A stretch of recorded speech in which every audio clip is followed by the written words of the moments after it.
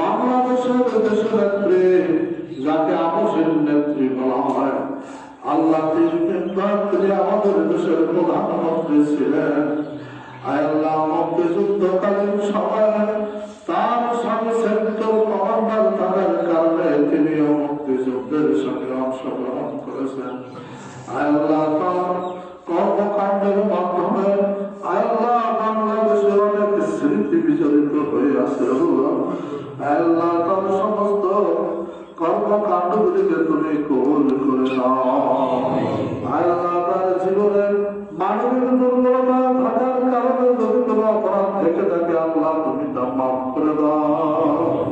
আল্লাহ তুমি তাকে জান্নাতবাসী হিসাবে কবুল করে নাও।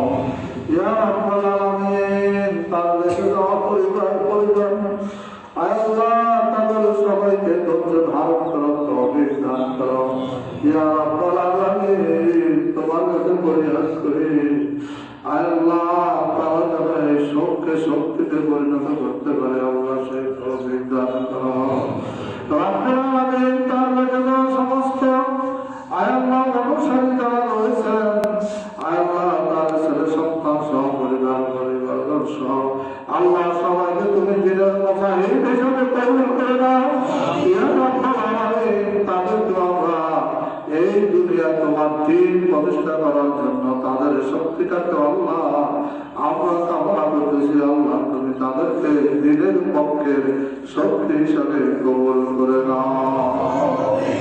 ইয়া রাব্বুল আলামিন, আমরা যেন আমাদের এই বাংলাদেশটাকে সকলে মিলে মিশে ঐক্যবদ্ধ ভাবে আমরা আল্লাহ একটা দুর্নীতি মুক্ত বাংলাদেশ হিসাবে গড়ে তুলতে পারি, সেই তৌফিক দান করো আল্লাহ। আল্লাহ রাব্বুল আলামিন, তোমার কাছে ফরিয়াদ করছি আল্লাহ, সারা দেশে আল্লাহ রাব্বুল আলামিন তুমি তোমার রহমতের চাদর দিয়ে আল্লাহ ঢেকে দাও। আল্লাহ এখানকার সমস্ত লোকেরা যেন আল্লাহ তোমার দিনের মধ্যে থাকতে পারে আল্লাহ, সেইভাবে তুমি একটি পরিবেশ আমাদেরকে তৈরি করার